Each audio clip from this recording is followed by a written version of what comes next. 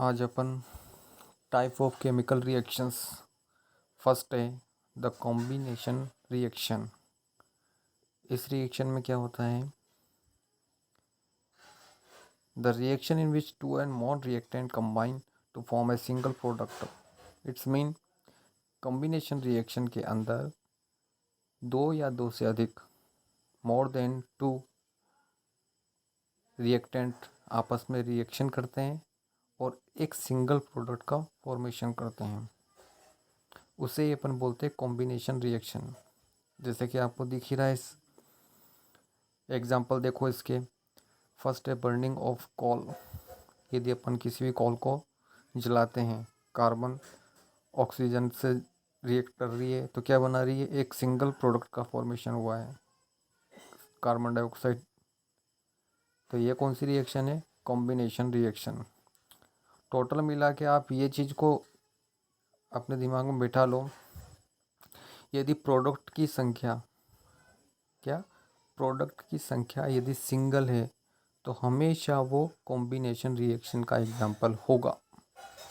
ठीक है। अब इसमें दूसरे एग्जाम्पल में देखो, फॉर्मेशन ऑफ द वाटर का फॉर्मेशन हुआ है जिसके अंदर two molecules hydrogen plus oxygen के एक मॉलिक्यूल्स ने जब आपस में रिएक्शन की और टू मॉलिक्यूल्स क्या बनाया? वाटर का फॉर्मेशन किया, H2O। तीसरा एग्जाम्पल में देखो, कैल्शियम ऑक्साइड जिसे अपन बोलते हैं क्विक लाइम। क्या बोलते हैं उसे? क्विक लाइम भी बोलते हैं। जो इसने H2O के साथ रिएक्शन करने के बाद वो कैल्शियम क्या बनाया? कैल्शियम हाइड्रोक्साइड, जिसके बोलते हैं हम स्लाइक लाइम बोलते हैं। इसको क्या बोलते हैं? स्लाइक लाइम भी कहा जाता है, जिसे दूधिया रंग होता है। तो ये एग्जाम्पल किसके? कॉम्बिनेशन रिएक्शन के। आप तीनों एग्जाम्पल्स के अंदर देखो, आप कार्बन और ऑक्सीजन ने रिएक्ट किया, कार्बन डाइऑक्साइड गैस बनाई। हाइड्रोजन ऑक्सीजन ने रिएक्शन की और H2O का मॉलिक्यूल बनाया, यानी सिंगल प्रोडक्ट का फॉर्मेशन हो रहा है। तो ये रिएक्शन कौन सी होगी? Combination reaction. नेक्स्ट रिएक्शन देखो, एक्सोथर्मिक रिएक्शन। एक्सोथर्मिक रिएक्शन का मीन्स होता है जिसके अंदर यदि रिएक्टेंट आपस में क्रिया करके एनर्जी को रिलीज करते हैं, एनर्जी क्या हो? निकले उसमें, उसको बोलेंगे अपन एक्सोथर्मिक रिएक्शन। तो reaction in which heat is released along with the formation of products. जब भी प्रोडक्ट का फॉर्मेशन हो तो उसके साथ हमेशा क्या निकले? हीट का निकले। तो उसे ऐसी रिएक्शन को अपन बोलेंगे एक्सोथर्मिक रिएक्शन। कैसे बोलेंगे? Exothermic reaction. जैसे एग्जांपल में दे रखा है इसने, एग्जांपल देखो, बर्निंग ऑफ नेचुरल गैस। जैसे अपन गैस का यूज़ करते हैं अपने घरों में, तो उसमें क्या होता है? मेथेन गैस होती है। तो मेथेन गैस ऑक्सीजन से रिएक्ट करने के बाद क्या बना रही है? CO2 और H2O, और साथ में क्या निकल रही? हीट। क्या निकल रही है? हीट। इट्स मीन ये एग्जांपल किसका है? एक्सोथर्मिक रिएक्शन का। किसका एग्जांपल है? एक्सोथर्मिक। और ये अपन को रिएक्शन याद रखनी है। मेथेन गैस ऑक्सीजन की प्रेजेंस में जब भी रिएक्शन होती है तो उसमें CO2 और वाटर का मॉलिक्यूल्स का फॉर्मेशन होता है और उसके साथ ही हीट भी निकलती है। तो एक्सोथर्मिक रिएक्शन, एक्सोथर्मिक रिएक्शन के अंदर आपको हमेशा याद रखना है कि जो प्रोडक्ट है उस प्रोडक्ट में प्लस एनर्जी हमेशा आपको मिलेगी। जैसे कि इसमें रिएक्शन में देखो प्लस हीट लिखा हुआ है, हीट भी क्या है? एक एनर्जी है। दूसरा देखो, अपन जो रेस्पिरेशन करते हैं, रेस्पिरेशन में क्या करते हैं? ग्लूकोज कार्बोहाइड्रेट जो भी अपन ने भोजन फूड से लिया है उसका ऑक्सीडेशन होता है ऑक्सीजन की प्रेजेंस में। ये दोनों भोजन जो अपना फूड है और ऑक्सीजन आपस में क्रिया करके क्या बनाती है? CO2 H2O, और उससे क्या निकलती है? एनर्जी। और वही एनर्जी का अपन यूज़ करते हैं। ये भी एग्जाम्पल किसका है? एक्सोथर्मिक रिएक्शन का होता है। नेक्स्ट रिएक्शन कौन सी है? Decomposition reaction. कौन सी? डिकम्पोजिशन। ये रिएक्शन जो कॉम्बिनेशन रिएक्शन है उसकी जस्ट रिवर्स होती है। कॉम्बिनेशन रिएक्शन में क्या हो रहा था? रिएक्टेंट आपस में रिएक्ट करके एक सिंगल प्रोडक्ट को फॉर्म कर रहे थे, और इसमें क्या हो रहा है? उल्टा हो रहा है। इसमें क्या हो रहा है? उल्टा हो रहा है। यानी सिंगल रिएक्टेंट है और वो डिवाइड हो जाता है, यानी पार्टीशन हो जाता है उसके मॉलिक्यूल्स का, और वो दो या दो से अधिक क्या बनाता है? प्रोडक्ट्स बनाता है। तो उसे अपन बोलेंगे डीकम्पोजिशन रिएक्शन। क्या बोलेंगे? Decomposition reaction. जैसे कि एग्जाम्पल में इसमें देखो क्या लिखा हुआ है, ए एक सिंगल रिएक्टेंट है, इसने हीट को एब्जॉर्व किया और क्या प्रोडक्ट बनाया, बी प्लस सी, यानी सिंगल प्रोडक्ट ए था और उसने टूटने के बाद क्या बनाया, दो प्रोडक्ट बना लिए। अब कॉम्बिनेशन रिएक्शन में क्या होता है, जस्ट उल्टा हो रहा था, और इसमें क्या हो रहा है, एक सिंगल प्रोडक्ट से दो, एक सिंगल रिएक्टेंट से दो या दो से अधिक क्या निकल रहे हैं, प्रोडक्ट का फॉर्मेशन हो रहा है। तो ऐसी रिएक्शन जहाँ भी दिखेगी आपको, वो कौन सी रिएक्शन होती है, decomposition reaction. The reaction in which the compound splits into or more simple substance is called decomposition reaction। यानी सिंगल कंपाउंड हो वो स्प्लिट होके या टू या दो से अधिक सिंपल प्रोडक्ट्स को फॉर्मेशन करता है, तो उसे अपन बोलते हैं डीकम्पोजिशन रिएक्शन। क्या बोलते हैं, डीकम्पोजिशन रिएक्शन। अब देखो इसके अंदर examples, thermo decomposition. Thermo decomposition जैसा कि नाम से ही है, इसको थर्मो यानी हीट देनी पड़ेगी, रिएक्शन कराने के लिए हमें क्या देनी पड़ेगी, हीट देनी पड़ेगी। When decomposition is carry out by heating, यदि कोई रिएक्शन हीट के थ्रू होती है तो उसको बोलते हैं थर्मल डिकम्पोजिशन। जैसे फेरस सल्फेट है FeSO4, जब इसके ऊपर हीट डालते हैं, उसको अपन गर्म करते हैं, तो क्या बनता है, ferric oxide Fe2O3 plus SO2 sulphur dioxide, sulphur dioxide gas का फॉर्मेशन होता है।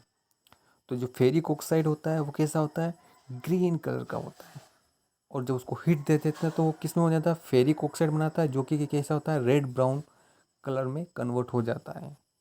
तो ये एग्जांपल किसका है, डिकम्पोजिशन, क्योंकि फेरस सल्फेट क्या है, सिंगल रिएक्टेंट है, और जब उसको हीट दिया तो वो फेरिक ऑक्साइड, सल्फर डाइऑक्साइड और सल्फर डाइऑक्साइड गैस में कन्वर्ट हुआ। ऐसा ही एग्जांपल है कैल्शियम कार्बोनेट, जिससे अपन बोलते हैं लाइम स्टोन। क्या बोलते हैं, लाइम स्टोन। उसको यदि अपन हीट दे, उसको अपन यदि गर्म करें तो क्विक लाइम में कन्वर्ट हो जाता है, जैसे CaO कैल्शियम ऑक्साइड और CO2 का फॉर्मेशन करता है। तो इसको क्या बोलेंगे अपन, डीकम्पोजिशन रिएक्शन।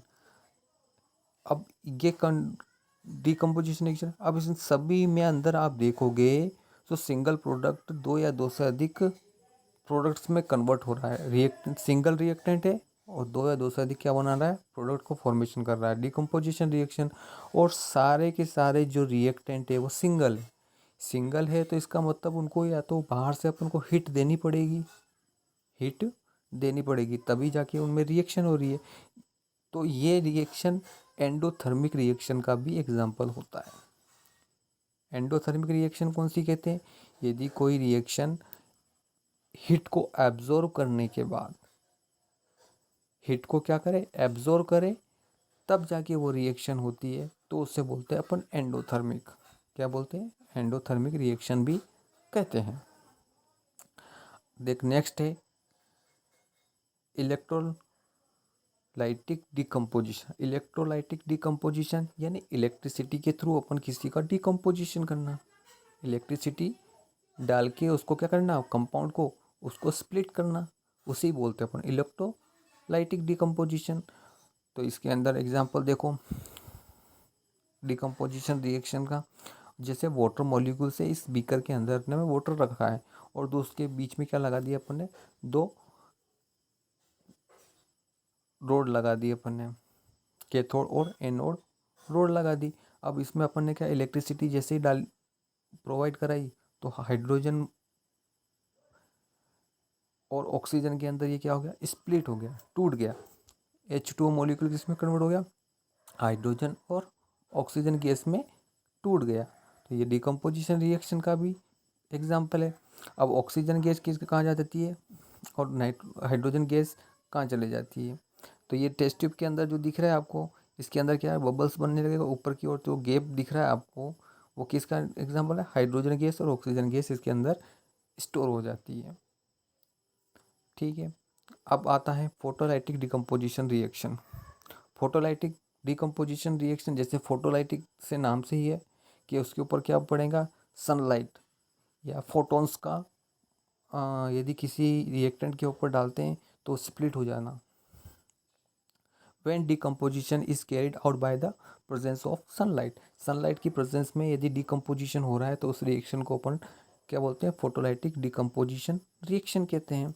एग्जाम्पल के ये याद रखना है आपको, सिल्वर क्लोराइड AgCl, जब उसके ऊपर सनलाइट गिरती है तो सिल्वर और क्लोरीन में ये क्या हो जाता है, स्प्लिट हो जाता है। ऐसे ही सिल्वर ब्रोमाइड, जो सनलाइट उसके ऊपर आती है तो क्या Ag सिल्वर और ब्रोमीन में वो ब्रेक डाउन हो जाता है।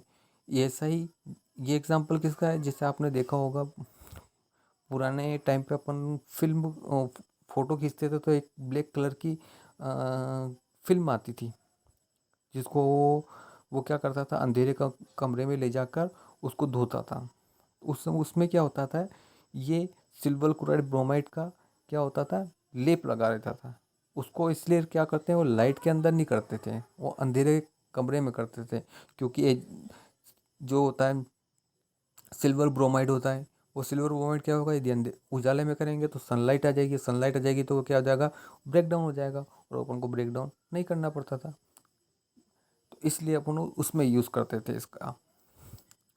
नेक्स्ट देखो आप, एंडोथर्मिक रिएक्शन, जैसे कि मैंने बताया ये सारी की सारी जो डिकम्पोजिशन रिएक्शन है वो सारी एग्जांपल किसका, एंडोथर्मिक रिएक्शन का। The reaction which require energy, यदि कोई सी भी रिएक्शन है जिसको एनर्जी की रिक्वायरमेंट है, हीट की रिक्वायरमेंट है, लाइट की इन्वायरमेंट है, इलेक्ट्रिसिटी की रिक्वायरमेंट है, वो सारी की सारी रिएक्शन क्या कहलाती है, एंडोथर्मिक रिएक्शन कहलाती है। क्या कहलाती है, एंडोथर्मिक रिएक्शन कहलाती है।